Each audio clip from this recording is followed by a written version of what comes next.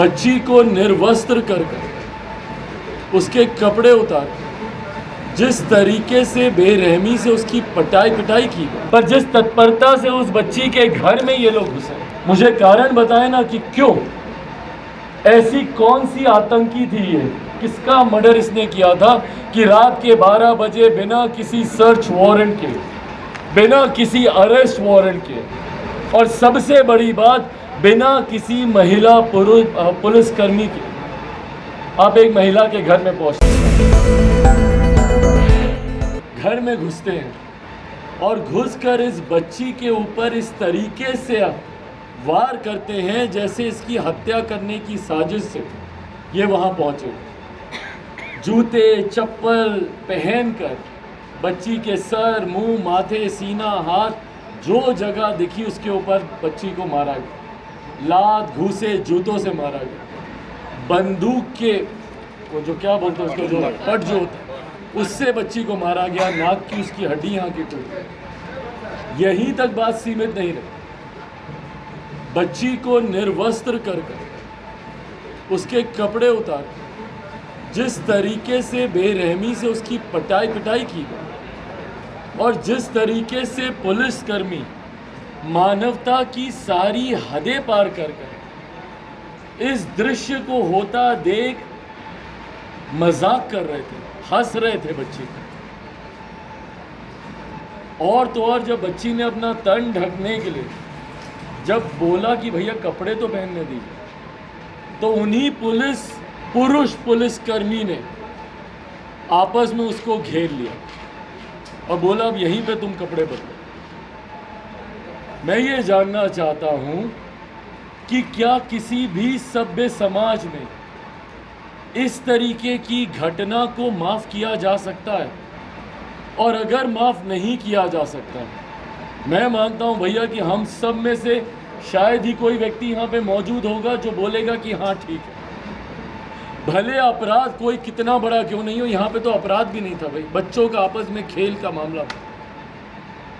और इतनी बड़ी घटना होने के बाद अगर सभ्य समाज इसको माफ़ नहीं कर सकता, तो मुख्यमंत्री नीतीश कुमार जी और उनका प्रशासन मौन क्यों है? और आज मैं ईमानदारी से बोल रहा हूँ, मैं विचलित हूँ इसको देखकर। मेरी छोटी बहन है, वो बहन समान भी नहीं बोलूँगा, बहन है मेरी वो, और इस घटना से मैं विचलित हूँ। रात भर नींद नहीं आई मुझे वो दृश्यों को याद करके कि भाई कितना रक्षक जब भक्षक बन जाएं आप, जिनसे आपको उम्मीद है कि ये आपकी सुरक्षा करेंगे, जब वही लोग आपके भक्षक बन जाएं, आपकी इज्जत को तार तार करने लग जाएं, तो आप उम्मीद अब किससे रखिएगा बताइए ना मुझे। ये पुलिसकर्मी हैं जो सुरक्षा का भाव ग्रामीणों में देने के लिए जिम्मेदार हैं। ये वही पुलिसकर्मी हैं जो महिलाओं को सुरक्षित महसूस कराने की इनकी जिम्मेदारी जवाबदेही है। बदले में इन्होंने क्या किया? महिला अगर वो बच्ची सबसे ज़्यादा असुरक्षित कहीं पे थी तो इन्हीं पुलिसकर्मियों के सामने थी। एक हफ्ता बीत गया, 17 तारीख की ये घटना, कल 22 तारीख को मैं उसी गांव में था। इस एक हफ्ते में FIR तक दर्ज नहीं की गई, किसी ने रिपोर्ट तक दर्ज करना ज़रूरी नहीं समझा। बच्ची खुद उस हालत में थाने दर थाने भागती रही, और थाने दर थाने क्यों? क्योंकि वो वहाँ के स्थानीय थाने गई, वहाँ के महिला थाना गई, वहाँ के अनुसूचित जाति जनजाति थाना में गई। थाने दर थाना ये बेचारी बच्ची भागती गई, किसी ने उसकी रिपोर्ट तक दर्ज करना ज़रूरी नहीं समझा। खैर जो सामान्य थाना है वहाँ से तो अपेक्षा भी नहीं की जा सकती, क्योंकि रिपोर्ट आप उन्हीं के खिलाफ दर्ज कर रहे हैं। वही थाना के लोग इस गतिविधि में, इस कुकर्म में सम्मिलित हैं, पर महिला थाना, और मुझे ताज्जुब होता है उस महिला पुलिसकर्मी पर जो उस महिला थाना की प्रभारी थी। कैसे आपका खून नहीं खौलता एक बच्ची के साथ ऐसी घटना को होते देख, और वो बच्ची आपके पास आती है और उल्टा वो महिला पुलिसकर्मी उस बच्ची के साथ ही गाली गलौज करके उसको उल्टा लात घूंसे मार के भिजवा देती है वहाँ से। कैसे कोई एक महिला दूसरी महिला के साथ ऐसा कर सकती है? क्या स्थानीय असामाजिक तत्वों का दबाव इतना ज़्यादा हो गया है उस पंचायत, उस गांव में?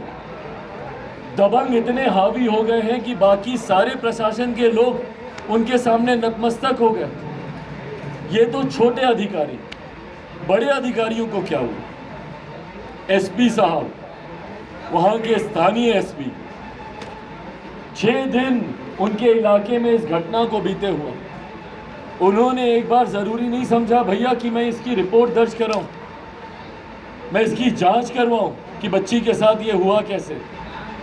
अगर मीडिया में ये बात चल रही है, बच्ची ने खुद आप मीडिया साथियों के सामने आकर अपना बयान दिया है, बताया है उसने कि कैसे उसके साथ ये घटना घटी, उसके बावजूद स्थानीय एसपी ने 6 दिन तक इस पर खामोश रहे। कल दोपहर में एसपी साहब वहाँ पर पहुँचे हैं। क्यों? क्योंकि चिराग पासवान, लोक जनशक्ति पार्टी रामविलास के लोग वहाँ पर पहुँचने वाले हैं। उससे पहले खाना पूर्ति करने वहाँ पर पहुँचे, उससे पहले वही महिला थाना की पुलिसकर्मी जो उसको लात घूंसे मारकर बच्ची को वहाँ से भगा रही थी, कल वो सामने से फ़ोन करती है बच्ची की बहन के मोबाइल पर। और क्योंकि उस वक्त मैं सामने मौजूद था, मेरे साथ पार्टी के तमाम और वरिष्ठ पदाधिकारी थे, जिसमें अरुण बाबू भी वहाँ पर थे, पूर्व सांसद जहानाबाद पार्टी के हमारे राष्ट्रीय उपाध्यक्ष। इन्होंने फ़ोन लेकर उस महिला पुलिसकर्मी से बातचीत की और जब इन्होंने सवाल किया कि 6 दिन में क्यों नहीं उसकी एफआईआर दर्ज की, तो उसने फ़ोन काट दिया। और उसके बाद जब बैक टू बैक मेरे अधिकृत नंबर से जब फ़ोन किया गया तो उन्होंने फ़ोन तक उठाना ज़रूरी नहीं समझा। इस तरीके से कानून व्यवस्था चलेगी क्या बिहार में? भाई, कोई आखिरी बार आप में से कोई भी मुझे बता दे या तस्वीर दिखा दे, आखिरी बार बिहार की पुलिस ने, बिहार के प्रशासन ने कब इतनी विस्तृत कार्रवाई की थी किसी मर्डरर, किसी डकैत, किसी अपराधी को पकड़ने के लिए? कब पुलिस इतनी तत्पर, इतनी जागरूक हुई थी कि रात में 12 बजे किसी अपराधी, किसी तस्कर के घर पे जाकर रेड मार रही है? कब किया गया था? मेरे संज्ञान में तो नहीं है भैया। मैं तो रोज़ हत्याओं में जा रहा हूँ जहाँ जहाँ हो रही हैं। परसों मैं शिवर भी गया था, वहाँ पे भी 2 परिवारों में, एक पासवान वहाँ पर थे, रामलाल पासवान जी, उनको उनके भाई को मार दिया गया। एक मुखियापति सुबोध राय जी, उनको मार दिया गया। मैंने तो कहीं पर नहीं देखा, वैशाली ज़िले में बगल में रोज़ हत्या हो रही है। हर ज़िले में हम लोग जा रहे हैं, मैंने कहीं नहीं देखा पुलिस को इतनी तत्परता दिखाते हुए। पर जिस तत्परता से उस बच्ची के घर में ये लोग घुसे, मुझे कारण बताएं ना कि क्यों? ऐसी कौन सी आतंकी थी ये? कौन से अपराध में सम्मिलित थी या किसका मर्डर इसने किया था कि रात के 12 बजे बिना किसी सर्च वारंट के, बिना किसी अरेस्ट वारंट के, और सबसे बड़ी बात, बिना किसी महिला पुलिसकर्मी के आप एक महिला के घर में पहुंचते? तो ये अपने में दर्शाता है भैया कि किस तरीके से भ्रष्टाचार में लिप्त है प्रशासन, दबंगियों के प्रभाव में है। दबंग जो कहेंगे वो किया जाएगा। इसीलिए साथियों, आज आपके माध्यम से कम मैं आग्रह करूंगा, सरकार गूंगी बहरी हो चुकी है, पर कम से कम मैं नहीं देख सकता कि हमारे प्रदेश की बहू बेटियों के साथ ऐसा